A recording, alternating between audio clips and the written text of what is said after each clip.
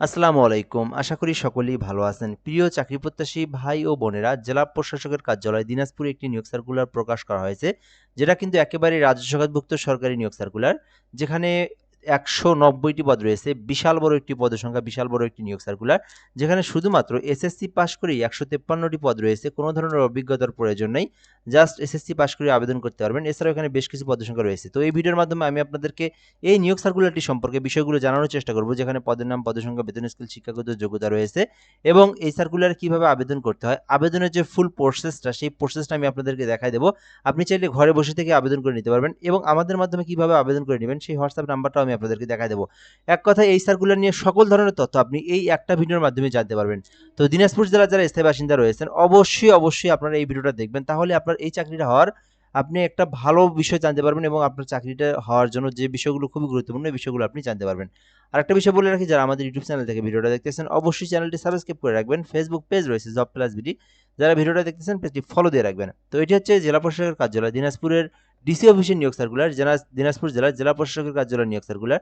যেখানে বলা হয়েছে যে ২০২১-এর আলোকে জেলা প্রশাসকের কার্যালয় দিনাজপুরের রাজস্ব খাতভুক্ত নিয়োগ সার্কুলার প্রকাশ করা হয়েছে। শূন্যপদে অস্থায়ী ভিত্তিতে নিয়োগের মাধ্যমে পুনরায় দিনাজপুর জেলার স্থায়ী বাসিন্দাদের নিকট হতে নিম্নলিখিত শর্তে জনপ্রশাসন মন্ত্রণালয় কর্তৃক প্রবর্তিত চাকরির আবেদনের মডেল ফর্মে নির্ধারিত ফর্মে দিনাজপুর টেলিটক.com বিডির মাধ্যমে আবেদনের জন্য আহ্বান করা যাচ্ছে। এই বিষয়টা আপনাকে বুঝতে হবে আগে, ঠিক আছে? এই সার্কুলারটাতে শুধুমাত্র দিনাজপুর জেলার স্থায়ী বাসিন্দা রয়েছেন যারা, ছেলে মেয়ে উভয়ে আবেদন করতে পারবেন। বাকি ৬৩ জেলার কিন্তু কেউ আবেদন করতে পারবেন না। আপনারা জানেন ডিসি অফিসের নিয়োগ সার্কুলারগুলো যার যে জেলা সেই জেলার প্রার্থীরা কিন্তু আবেদন করতে পারে। আমি বাংলাদেশের প্রত্যেকটা জেলার যখন যে জেলার নিয়োগ সার্কুলার হয় আমি কিন্তু সেটাকে জানিয়ে দেই। যেহেতু ডিসি অফিসের দিনাজপুরের নিয়োগ সার্কুলার রেডি, সেই ক্ষেত্রে আমি দিনাজপুর জেলার নিয়োগ সার্কুলারটা সম্পর্কে আপনাদেরকে জানিয়ে দিচ্ছি।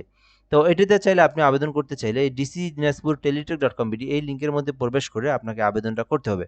আর এটিতে দিনাজপুর জেলার ছেলেমেয়ে উভয় প্রার্থীরাই কিন্তু আবেদন করতে পারবেন। সরকারি স্থায়ী রাজস্ব খাতভুক্ত নিয়োগ সার্কুলার, যেখানে আবেদনের জন্য প্রথমত পদ রয়েছে ক্রেডিট চেকিং কাম সায়রাত সহকারী, যেখানে 9টি পদ রয়েছে 16 গ্রেডে। উচ্চ মাধ্যমিক মানে এইচএসসি পাস করছেন এবং কম্পিউটার সম্পর্কে বেসিক দক্ষতা থাকলে আপনি এই পদে আবেদন করতে পারবেন।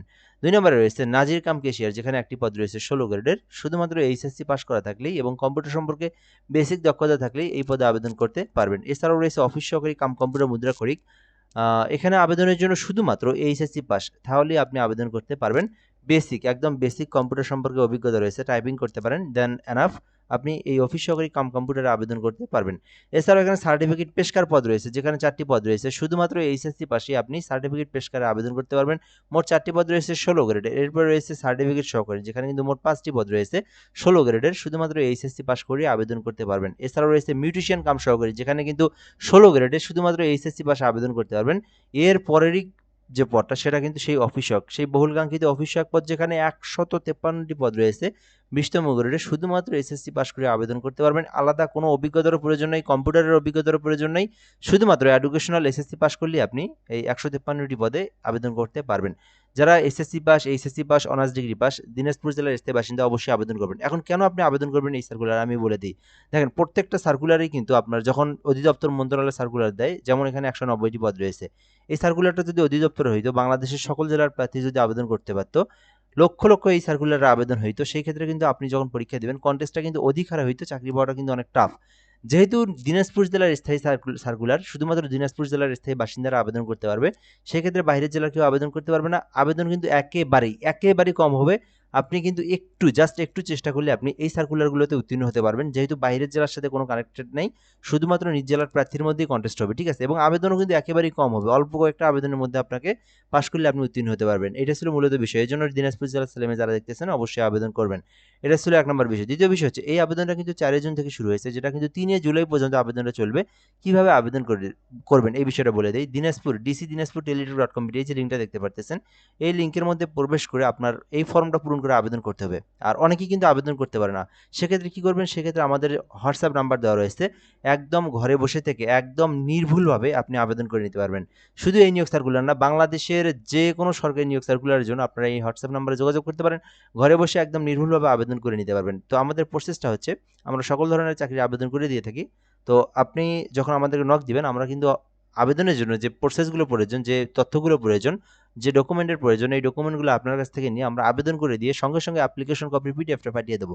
তো চাইলে এখন আপনি ঘরে বসে থেকে আমাদের মাধ্যমে এই নাম্বার হোয়াটসঅ্যাপে যোগাযোগ করে আবেদন করে নিতে পারবেন।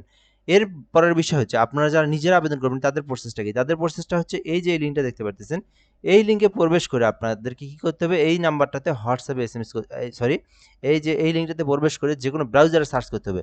সেটা হচ্ছে আপনার যেকোনো গুগল ব্রাউজার, ক্রোম ব্রাউজার, যেকোনো ব্রাউজারে সার্চ করলেই সরাসরি কিন্তু আপনারা এই ডিসি অফিসের এই যে ডিসি দিনাজপুরের এই আপনি যে ফর্ম যেটা, এই ফর্মটা পেয়ে যাবেন, ঠিক আছে? এই ফর্মের মধ্যে আপনার তথ্যগুলো পূরণ করতে হবে। প্রথমত আপনার নামটা ইংরেজি বাংলায় দিতে হবে, এরপরে পিতার নামটা দিতে হবে, এরপরে মাতার নামটা দিতে হবে, এরপর ডেট অফ বার্থ দিতে হবে, ন্যাশনালিটি দিতে হবে, রিলিজিয়ন দিতে হবে, gender, national ID, birth registration, passport ID, marital status, then এখান থেকে মোবাইল নাম্বারটা দিতে হবে। সেম এই মোবাইলটার যেন একদম সুন্দরভাবে নির্ভুলভাবে হয়। মোবাইল নাম্বার ভুল দিলে কিন্তু আপনার পরবর্তীতে এসএমএস আসবে না। পরবর্তীতে কিন্তু আপনার এডমিট কার্ডের জন্য এসএমএস আসলে আপনি বুঝতেও পারবেন না। এই জন্য মোবাইল নাম্বারটা ভালো করে দেখে শুনে দিবেন। এরপরে কোটা দিবেন, এরপর ডিপার্টমেন্টাল স্ট্যাটাস। যদি কোটা থেকে দিবেন, না থাকলে নাই। ডিপার্টমেন্টাল স্ট্যাটাস অর্থাৎ আপনি যদি সরকারি কোনো চাকরি করে থাকেন অথবা আধা সরকারি যদি করে থাকেন, সেক্ষেত্রে আপনি সেটা দিবেন, না থাকলে প্রয়োজন নেই, এখানে নট অ্যাপ্লিকেট করে দিবেন। এরপরে রয়েছে কেয়ার অফ, আপনার অভিভাবকের নাম দিবেন। এরপরে এখানে আপনার মানে আপনার যে ভরণ পোষণ করে তার নামটা দিয়ে দিবেন। এরপরে আপনার এখান থেকে ভিলেজ মানে গ্রামের নাম দিবেন। এরপর ডিস্ট্রিক্ট, উপজেলা, পোস্ট অফিস, পোস্ট কোড, ঠিকানার তথ্যটা একদম নির্ভুলভাবে পূরণ করবেন। অবশ্যই দিনাজপুর জেলার স্থায়ী বাসিন্দা যেখানে, সেই দিনাজপুর জেলার ঠিকানা দিবেন। এখানে বর্তমান যদি আপনি বাইরের জেলার কোনো জায়গায় থাকেন, তার প্রয়োজন নেই, শুধুমাত্র নিজের জেলাটাই অবশ্যই এখানে সিলেক্টেড করে দিবেন। দেন এখানে আপনার এসএসসির তথ্যটা একদম সুন্দরভাবে নির্ভুলভাবে পূরণ করতে হবে, কারণ যেন ভুল না হয়ে থাকে। সো এখানে এক্সামিনেশন এসএসসি দিবেন, যাদের দাখিল মাদ্রাসা থেকে দাখিল দিবেন, যাদের ভোকেশনাল দিবেন। সো যারা জেনারেল তারা এসএসসি দিবেন, রোল নাম্বার দিবেন, সাবজেক্ট দিবেন মানে কোন গ্রুপ আপনার, সায়েন্স, আর্টস, কমার্স এটা দিবেন, বা এখান থেকে বোর্ড দিবেন, রেজাল্ট দিবেন, এরপর পাসিং এ দিবেন। এইভাবে সুন্দরভাবে আপনার এডুকেশনাল কোয়ালিফিকেশনটা পূরণ করবেন। আপনার যদি আরও শিক্ষাগত যোগ্যতা থাকে সেক্ষেত্রে আপনি সেটা দিতে পারেন, এখান থেকে আপনি টিকমার্ক দিয়ে দিবেন। এভাবে দেওয়ার পর আপনাদেরকে কিন্তু নিচের দিকে আসতে হবে। এখানে একটা ছবি এবং স্বাক্ষর আপনাকে সম্পূর্ণভাবে যে রেজুলেশনের কথা বলে দেওয়া হয়েছে, যে পিক্সেলের কথা বলা দেওয়া হয়েছে, সেই পিক্সেল ফটোশপের মাধ্যমে আপনারা সাইজ অনুযায়ী নেবেন। এখানে যদি 1 পিক্সেলও বেশি হয়ে থাকে, কম বেশি, আবেদন কিন্তু আপনার এখানে পেমেন্ট মানে আপনার সাবমিট দিবে না, ঠিক আছে? তো এখানে দেওয়াই রয়েছে, দেখতে পারতেছেন এই যে এখানে 300x300 পিক্সেলের ছবি, এই যে 300x300 পিক্সেলের ছবি এবং 300x80 পিক্সেলের স্বাক্ষর লাগবে। এটা আপনার এখানে দিয়ে আপনাকে ছবি এবং স্বাক্ষর দিয়ে এখানে সাবমিট করে আবেদনটা আপলোড করতে হবে।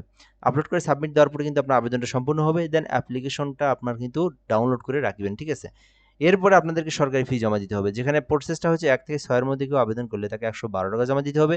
2টা এসএমএস এর উপরে 120 টাকা খরচ হবে এখানে আপনাদের। আর এখানে 7 নাম্বার অফিস সহকে যদি কেউ আবেদন করে থাকেন, সেক্ষেত্রে আপনার মিনিমাম 56 টাকা আপনারা আ প্রয়োজন হবে। বাট আপনারা মিনিমাম আরও 10 টাকা বেশি রিচার্জ করবেন। আপনাদের ফোনে যদি আরও মিনিমাম যেন 10 টাকা থাকে। যেহেতু 2টা এসএমএস খরচ আরও 6 টাকা খরচ হয়। সেক্ষেত্রে আমি বলব আপনারা মিনিমাম 10 টাকা যেন ফোনে থাকে। আর আপনার তারপরে 56 টাকা আপনারা রিচার্জ করবেন, ঠিক আছে? এটা রিসার্চ করার পরে আপনাদেরকে সরকারি পেমেন্ট যে ফি যেটা সেটা দিতে হবে। তো এটা প্রসেসটা হচ্ছে ডিসিডিআইএনজে স্পেস ইউজার আইডি দেন 163 পোল্ট্রি নাম্বার সেন্ড করে দিতে হবে। পরবর্তীতে পিন নাম্বার দিয়ে 163 পোল্ট্রি নাম্বার সেন্ড করে দিলে আপনার আবেদনের পেমেন্টটা কিন্তু হয়ে যাবে। সো এই ছিল মূলত নিজেরা আবেদন করলে নিজেদের প্রসেস। আর আমাদের মাধ্যমে আবেদন করতে চাইলে এই নাম্বারে হোয়াটসঅ্যাপ এসএমএস করতে হবে। আমরা আবেদন করে দিয়ে অ্যাপ্লিকেশন ফির পেমেন্টটাও কিন্তু করে দিয়ে দেবো আরকি। সেরকম একটা বিশ্বস্ত আপনার প্রতিষ্ঠান এবং বিশ্বস্ত একটা হোয়াটসঅ্যাপ নাম্বার 017758300312। বাংলাদেশের যেকোনো সরকারি চাকরির আবেদন আপনারা এই নাম্বারে থেকে করে নিতে পারবেন। আর শুধুমাত্র আবেদনের জন্য এই নাম্বারে হোয়াটসঅ্যাপ এসএমএস করবেন। অন্যথায় অন্য কোনো বিষয় যদি আপনার জানার থেকে থাকে, সেক্ষেত্রে আপনি কমেন্ট করে বলবেন, আমরা রিপ্লাই দিয়ে জানিয়ে দেবো ইনশাআল্লাহ। ধন্যবাদ। ভিডিওটা এই পর্যন্তই। ভালো থাকবেন। আসসালামু আলাইকুম।